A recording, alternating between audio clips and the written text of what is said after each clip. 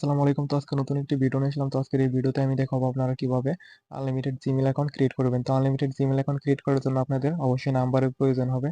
তো আপনারা নাম্বারটা নিবেন হচ্ছে কোন সাইট থেকে? নাম্বারটা নিবেন হচ্ছে এসএমএস বাওয়ার নামের একটা ওয়েবসাইট আছে। এই ওয়েবসাইট থেকে আপনারা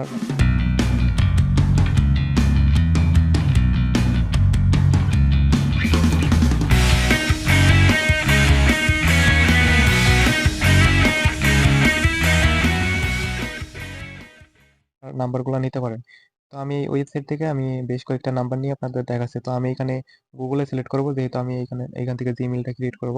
সেক্ষেত্রে গুগল সিলেক্ট করলাম, তারপর এখানে কান্ট্রিটা আমি হচ্ছে কলম্বিয়া কান্ট্রির নাম্বারগুলা নিব, কারণ কলম্বিয়া কান্ট্রির নাম্বারের রেট কম। এই কারণে আমি এখানে সিলেক্টে ক্লিক দিলাম। সিলেক্টে ক্লিক করার পরে এখানে যে 5 সেন্টের যে নাম্বারগুলো আছে এইগুলো আমি নিয়ে নিব আর কি।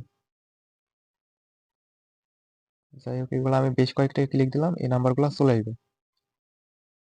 যাই হোক, নাম্বারগুলো কিন্তু এখানে আস্তে আস্তে চলে আসবে। ঠিক আছে, আমি বাকি কাজগুলো প্রসেস করি, তারপর এখান থেকে নাম্বারগুলো নিব নি। তো এখন জিমেইল করার জন্য আপনি কি করবেন, একটা ব্রাউজারের প্রয়োজন হবে। এই ব্রাউজারের নাম হচ্ছে ইডিজি ব্রাউজার। ঠিক আছে, এই ব্রাউজারটা প্লে স্টোর থেকে ডাউনলোড করবেন। আর পাশাপাশি আপনি যেই দেশের নাম্বারটা নেবেন সেই দেশের একটা ভিপিএন ডাউনলোড করে সেই ভিপিএনটা কানেক্ট করে নেবেন। তো আমি কিন্তু কলম্বিয়ার ভিপিএনটা এখানে কানেক্ট করে নিয়েছি। তো এখন এখন আমি এই ইডিজি বা ব্রাউজারের ভিতরে আমি প্রবেশ করব। তো প্রবেশ করার পর এখানে আপনি জিমেইল লিখে সার্চ করবেন।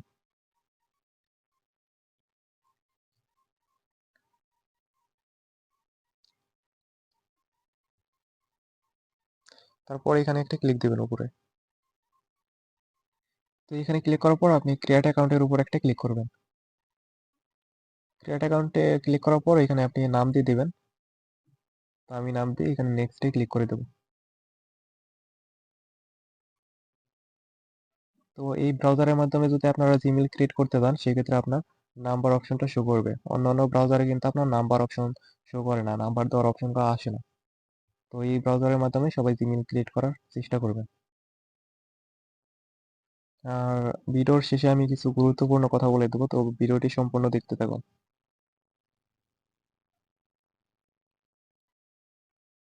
তো প্রথমে দেখা যাক আমাদের জিমেইলটা হয় নাকি। যদি হয় সেক্ষেত্রে আমি সেই গুরুত্বপূর্ণ কথাগুলো আপনাদের বলে দেবো।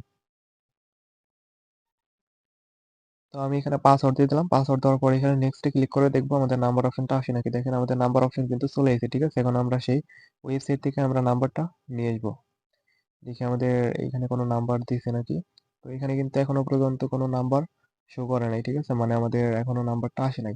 তো আমরা নতুন করে আবার নাম্বারটা নেব।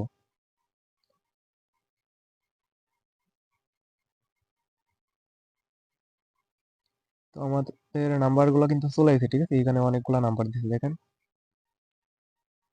এখানে অনেক নাম্বার দিছে, আপনি যে কোনো একটা নাম্বার নিয়ে নিতে পারেন।